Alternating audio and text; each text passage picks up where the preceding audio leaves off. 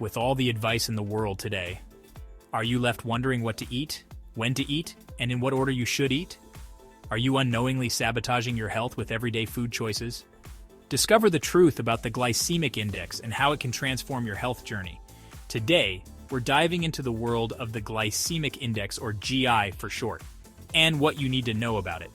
It's one of those things you hear a lot about, especially when it comes to diet and health. But what does the science actually say? Does it live up to the hype?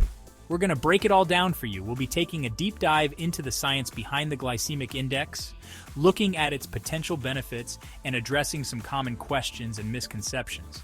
And to make sure we're giving you the most accurate and reliable information, we'll be referencing trusted sources like the Mayo Clinic throughout the video. Did you know that understanding the glycemic index can significantly impact your long-term health in ways you might not expect? We'll uncover this in Chapter 5. So, whether you're just starting to learn about the glycemic index or are looking for practical tips to incorporate it into your lifestyle, stick around. This video is for you. Let's get started. So you've probably heard whispers about the low glycemic index diet, right? It's been making the rounds, touted as this incredible tool for weight loss, better blood sugar control, and a whole host of other health benefits. But let's cut through the noise and separate fact from fiction. Because as with anything in health and nutrition, it's crucial to be critical. First off, what even is the glycemic index? In simple terms, it's a system that ranks carbohydrate-containing foods based on how quickly they raise your blood sugar level. Foods that break down quickly and cause a rapid spike in blood sugar have a high GI, while foods that break down more slowly, leading to a more gradual rise in blood sugar, have a low GI. Now imagine this. You eat an ice cream bar, something that's loaded with simple sugars. Boom, your blood sugar skyrockets. Your body then releases a surge of insulin to deal with all that sugar, ushering it out of your bloodstream and into your cells for energy. This rapid rise and fall in blood sugar can leave you feeling energized for a bit. But then comes the dreaded crash, the energy slump, the cravings, the mood swings. Not exactly a recipe for a productive day, right? Ever wonder why some meals leave you feeling sluggish? The glycemic index might be the culprit, and we'll explain why in Chapter 6. This is where the potential benefits of a low glycemic index diet come in. By choosing foods that have a lower GI, you're essentially smoothing out those blood sugar roller coasters. Instead of those dramatic spikes and crashes, you get a more gradual and sustained release of energy. And there's actually some pretty interesting research backing up these claims. Studies have linked low GI diets to improved blood sugar control in people with type 2 diabetes. That's huge. It's also been associated with better weight management and improved cholesterol levels, both of which are crucial for overall health. The Mayo Clinic, a name you can trust in medicine, acknowledges the potential benefits of a low glycemic index diet, particularly for weight management and blood sugar control. They highlight how this approach can be a sustainable way to make healthier food choices without feeling overly restricted. But here's the thing, and this is really important to remember. The glycemic index is not a magic bullet. It's not about labeling foods as good or bad. It's simply one piece of the puzzle when it comes to making healthy choices. Think of it as a tool, not the entire toolbox. You wouldn't try to build a house using only a hammer, right? The same principle applies here. A holistic approach to a healthy diet involves considering factors like portion size, overall nutrient content, and the variety of foods you consume. Have you seen or tried the glycemic index? Or are you looking to find out more information? If so, please leave a comment sharing your questions or experience, so we can start a community of like minds seeking knowledge. When it comes to managing diabetes, knowledge is power. Remember that surprising factor we mentioned earlier? It's coming up soon. Understanding how different foods affect your blood sugar is like having a superpower. It allows you to make informed choices that support your health goals. That's where the glycemic index can be a really valuable tool. Now, if you have diabetes, you're probably already familiar with the importance of keeping your blood sugar levels stable. Large spikes in blood sugar can lead to a whole host of complications down the road, and that's something we want to avoid. The glycemic index can help you do just that. By choosing foods that have a lower GI, you're essentially taking control of those blood sugar fluctuations. Remember the candy bar example from earlier? With diabetes, that kind of rapid blood sugar spike can be even more problematic. But by opting for lower GI alternatives, you can help keep your blood sugar levels more stable, preventing those dangerous highs and lows. Let's look at some real-world examples. Instead of reaching for white bread, which has a high GI, you could choose whole grain bread, which tends to have a lower GI. Swap out sugary cereals for oatmeal or a high-fiber, low-sugar cereal. These simple swaps can make a big difference in the long run. But here's the thing. Even though the glycemic index can be a helpful guide, it's not the only factor to consider. The Mayo Clinic emphasizes that portion size still reigns supreme. You could eat a mountain of low GI foods and still end up with elevated blood sugar if you're not careful about how much you're consuming. Think of it this way.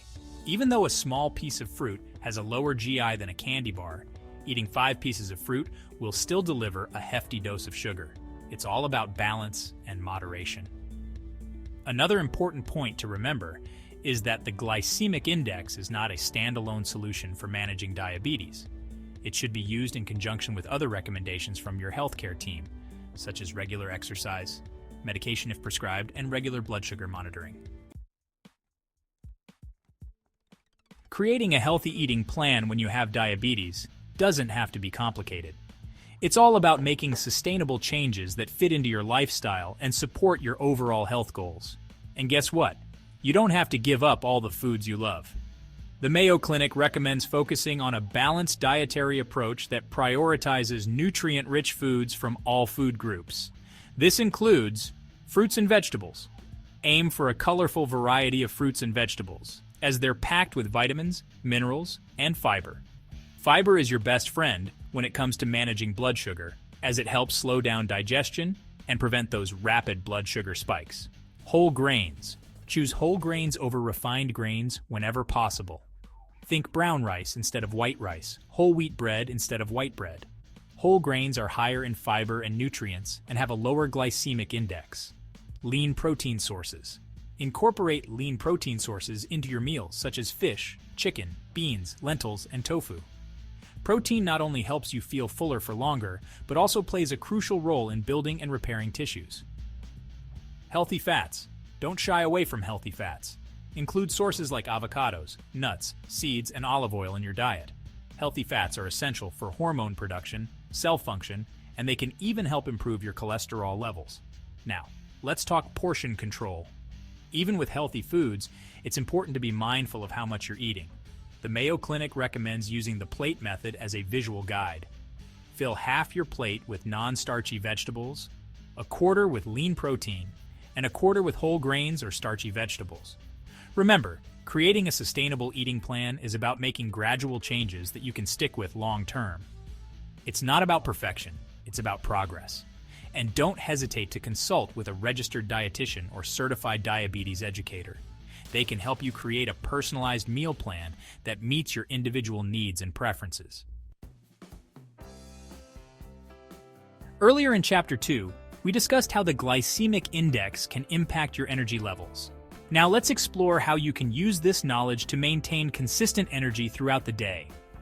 Let's address some common questions and misconceptions about the glycemic index and diabetes. One question I often hear is, do I need to avoid all high GI foods if I have diabetes? The short answer is no. You don't need to banish all high GI foods from your life. Remember, the glycemic index is just one piece of the puzzle. The Mayo Clinic emphasizes that it's perfectly fine to enjoy high GI foods occasionally, as long as you're mindful of portion sizes and balancing them out with lower GI options. For example, if you're having a baked potato, which has a higher GI, you could pair it with a generous serving of grilled chicken or fish, which have a lower GI, and a side of non-starchy vegetables. Another common misconception is that all carbohydrates are bad. This couldn't be further from the truth. Carbohydrates are our body's primary source of energy, and they play a crucial role in overall health. The key is to choose the right types of carbohydrates, those that are rich in fiber, vitamins, and minerals, like fruits, vegetables, and whole grains. And here's another important point. The glycemic index can vary depending on how a food is prepared. For example, a mashed potato will have a higher GI than a baked potato because the mashing process breaks down the starches, making them easier to digest and leading to a more rapid rise in blood sugar. Similarly, a ripe banana will have a higher GI than a less ripe banana. So, it's not just about the food itself, but also how it's prepared and when you eat it.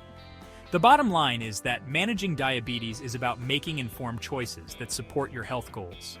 The glycemic index can be a valuable tool in your arsenal, but it's essential to use it in conjunction with other healthy habits and recommendations from your healthcare team. Curious about how to incorporate low GI foods into your meals?